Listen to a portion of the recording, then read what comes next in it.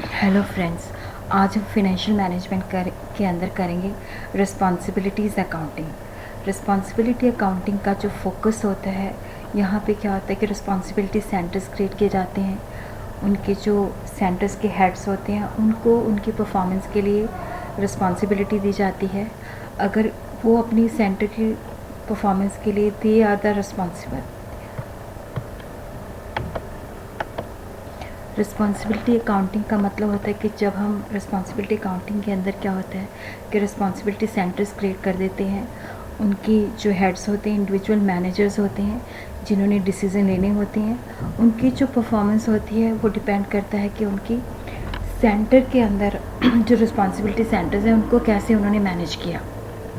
हम कह सकते हैं कि responsibility accounting is a system of accounting that recognises various decision centres throughout an organization and trace cost to the individual manager who are primarily responsible for making decision about cost in question। इसका ये है कि responsibility accounting के अंदर जब हम responsibility centres create करके उनके हेड्स बना दिए जाते हैं तो उन्होंने अपने सेंटर की कॉस्ट या रेवेन्यू को उन्होंने कंट्रोल करना होता है। अगर कल को कोई परफॉर्मेंस के अंदर डिविएशन आती है तो they are accountable. Responsibility accounting का जो मेन फोकस है वो रिस्पॉन्सिबिलिटी सेंटर्स के ऊपर होता है। रिस्पॉन्सिबिलिटी सेंटर जो होते हैं डिसीजन पॉइंट्स होते हैं। एक बड़ी फर्म जो है वो क्या करती है कि अपनी ऑर्गेनाइजेशन को डिफरेंट डिपार्टमेंट्स के अंदर या डिफरेंट सेगमेंट्स के अंदर डिवाइड कर लेती है ताकि कंट्रोल एक्सरसाइज किया जा सके। उसके बाद है कि रिस्पॉन्सिबिलिटी अकाउंटिंग के फीचर्स क्या होते हैं। यहाँ पे क्या होता है कि हमें इनपुट और आउटपुट दोनों के बारे में इंफॉर्मेशन होनी चाहिए। इनपुट का मतलब होता है कॉस्ट, आउटपुट का मतलब होता है रेवेन्यू। और यहाँ पे नेचुरली पहले प्लानिंग होगी, टारगेट फिक्स किए जाएंगे, उसके बाद एक्चुअल को उसके साथ कंपेयर किया जाएगा। फिर उसके बाद है कि हमने रिस्पॉन्सिबिलिटी सेंटर जो है किस बेसिस पे क्रिएट करने हैं, उनकी अथॉरिटी किसको देनी है, रिस्पॉन्सिबिलिटी किसको डेलीगेट करनी है, वो प्रिंसिपल जो होते हैं क्लियर कट होने चाहिए। उसी तरह क्या होता है कि एक डिपार्टमेंट का जो फिनिश प्रोडक्ट है वो दूसरे डिपार्टमेंट का रॉ मटेरियल होता है। तो जब एक डिपार्टमेंट विद इन द ऑर्गेनाइजेशन अपने डिपार्टमेंट को ट्रांसफ़र करता है तो वो किस प्राइस पे करना है, कॉस्ट पे करना है या मार्केट प्राइस पे करना है या कॉस्ट प्लस थोड़ा सा मार्जिन लेना है, वो transfer pricing policy clear cut होनी चाहिए। फिर उसके बाद क्या है कि रिस्पॉन्सिबिलिटी अकाउंटिंग जो है मेन फोकस ये भी करती है कि यहाँ पे परफॉर्मेंस रिपोर्टिंग होनी चाहिए कि जो रिस्पॉन्सिबिलिटी सेंटर्स के हेड्स हैं वो अपनी परफॉर्मेंस जो है, परफॉर्मेंस की जो रिपोर्ट है वो फिक्स्ड इंटरवल के अंदर अपनी जो टॉप बॉसेस होते हैं उनको रिपोर्ट करें और बताएं कि हमें टारगेट क्या असाइन किए गए थे, एक्चुअल में काम क्या हुआ है, डेविएशंस क्यों हैं। और यहाँ पे जो मेन पर्पस होता है यही होता है कि अगर डिविएशंस हैं तो उनको हमने करेक्ट कैसे करना है। फिर उसके बाद है रिस्पॉन्सिबिलिटी सेंटर्स, जैसे फर्स्ट है कॉस्ट या एक्सपेंस सेंटर्स। यहाँ पे ये जो कॉस्ट सेंटर्स होते हैं यहाँ पे इसकी कॉस्ट को कंट्रोल किया जाता है। यहाँ पे कॉस्ट का डाटा जो होता है वो इकट्ठा किया जाता है। कॉस्ट के टारगेट दिए गए जाते हैं कि आपने अपने सेंटर की कॉस्ट को इस लिमिट्स के अंदर रखना है। ये कई तरह के होते हैं, ये पर्सनल भी हो सकता है, इम्पर्सनल भी हो सकता है।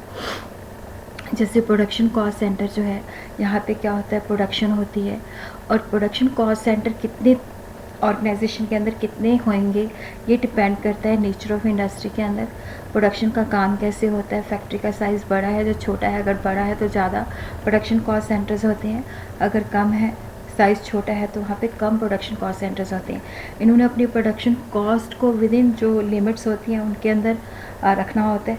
फिर है सर्विस कॉस्ट सेंटर्स, इनका प्रोडक्शन के साथ कोई लेना देना नहीं होता, ये प्रोडक्शन को सर्विस की फैसिलिटी प्रोवाइड करते हैं। अगर कोई मशीनरी ख़राब हो जाती है तो उसकी रिपेयर करते हैं। ये ज़्यादातर इलेक्ट्रिसिटी और रिपेयर्स होती हैं। फिर उसके बाद है एंसिलरी मैन्युफैक्चरिंग। एंसिलरी मैन्युफैक्चरिंग जो होती है ये प्रोडक्शन, पार्टली प्रोडक्शन भी होती है, पार्टली सर्विस भी प्रोवाइड करती है।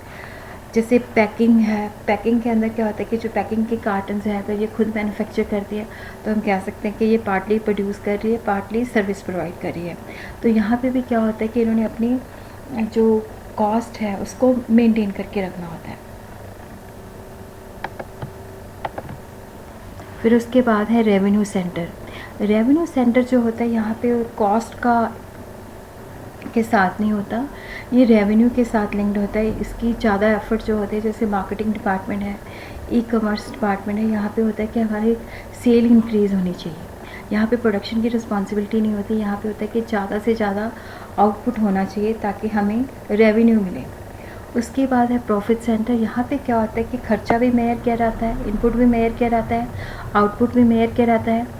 और जो एक फैक्ट्री है, एक सेपरेट प्रॉफिट सेंटर्स होते हैं, क्योंकि वहाँ पे कॉस्ट भी होती है, रेवेन्यू भी होती है। डेफिनेटली ये दूसरे डिपार्टमेंट को भी सेल कर सकती है। तो यहाँ पे इन्होंने अपने प्रॉफिट और कॉस्ट दोनों को मेंटेन करना होता है। फिर उसके बाद है कंट्रीब्यूशन सेंटर। कंट्रीब्यूशन का मतलब होता है सेल के अंदर से वेरिएबल को, कॉस्ट को माइनस कर दे तो कंट्रीब्यूशन सेंटर। यहाँ पे इनकी परफॉर्मेंस होती है कि कितना कंट्रीब्यूट कर रहे हैं। यहाँ पे इनका जो फोकस होता है फ़िक्स्ड कॉस्ट को मिनिमाइज़ करना होता है, फ़िक्स्ड कॉस्ट के ऊपर कंट्रोल करना होता है ताकि कंट्रीब्यूशन बढ़े बट फ़िक्स्ड कॉस्ट का एलिमेंट कम होए और प्रॉफिट ज़्यादा हो। इन्वेस्टमेंट सेंटर का मतलब होता है कि जैसे ऑर्गेनाइजेशंस के अंदर जब सरप्लस फंड्स होते हैं तो उन्होंने कहाँ पे इन्वेस्ट करना है और किस ढंग से इन्वेस्ट करना है ताकि उनको बढ़िया रिटर्न मिले। रिटर्न ऑन इन्वेस्टमेंट हम ऐसे भी कैलकुलेट कर सकते हैं, net profit of the division divided by investment of the division into 100। यहाँ पे हमें पता चलता है कि टोटल इन्वेस्टमेंट कितनी की है, उसके ऊपर वो कितनी रिटर्न जनरेट हो रही है। उसके बाद है principles of responsibility accounting. First तो ये है कि आइडेंटिफिकेशन होनी चाहिए किस बेसिस पे हम सेंटर्स बना रहे हैं। ये पर्सनल भी हो सकते हैं, इम्पर्सनल भी हो सकते हैं। और यहाँ पे जब हमने टारगेट फिक्स करना है तो यहाँ पे जो रिस्पॉन्सिबिलिटी सेंटर का हेड है और जो रिस्पॉन्सिबिलिटी सेंटर के अंदर लोग काम कर रहे हैं वो मिलजुल के अपने टारगेट फिक्स करते हैं। फिर उसके बाद है कि हमने एक्चुअल परफॉर्मेंस को भी मेजर करना है, टारगेट के साथ कंपेयर करना है, वेरिएंस का डीपली एनालिसिस करना है कि ये किसकी वजह से है, कंट्रोलेबल फैक्टर की वजह से है कि अनकंट्रोलेबल फैक्टर की वजह से। और यहाँ पे जो स्टाफ है, जो लोग इन्वॉल्व होते हैं रिस्पॉन्सिबिलिटी सेंटर्स के अंदर, उनको इनकरेज भी करना है ताकि वो मोटिवेशन भी देनी है ताकि वो अपने टारगेट को अचीव कर सकें। और एक सूटेबल ट्रांसफ़र पॉलिसी भी बनानी है जब एक डिपार्टमेंट जो है दूसरे डिपार्टमेंट को चीज़ें प्रोवाइड करता है। उसके बाद ये भी है कि जो भी रिस्पॉन्सिबिलिटी सेंटर्स है इसने कुछ इंटरवल के बाद अपनी performance report along with the reasons भी सबमिट करवानी है। फिर उसके बाद है कि रिस्पॉन्सिबिलिटी अकाउंटिंग की क्या मेरिट्स होती हैं। एक तो ये है कि यहाँ पे नेचुरली ये साउंड सिस्टम ऑफ कंट्रोल है, रिस्पॉन्सिबिलिटी असाइंड होती है, सेंटर्स क्रिएटेड होते हैं, वहाँ पे उन लोगों ने अपने सेंटर्स की जो कॉस्ट है या रेवेन्यू है उसको विद इन टारगेट्स रखना होता है। इससे ये भी होता है कि काम भी डेलीगेट होता है, जो रिस्पॉन्सिबिलिटी सेंटर्स होते हैं वो अपने डिसीज़न जो है खुद ले सकते हैं, तो डिसेंट्रलाइजेशन ऑफ डिसीजन मेकिंग होती है। यहाँ पे हर काम जो होता है बजट के अकॉर्डिंगली होता है। और यहाँ पे ये भी होता है कि जैसे रिस्पॉन्सिबिलिटी सेंटर जो क्रिएट कर दिए जाते हैं वो अपने सेंटर के पूरे रूटीन जो डे टू डे मैटर्स होते हैं, जो रूटीन मैटर्स होते हैं उनको हैंडल करते हैं। अगर कोई एक्स्ट्रा ऑर्डिनरी मैटर होता है वो टॉप मैनेजमेंट के पास जाता है।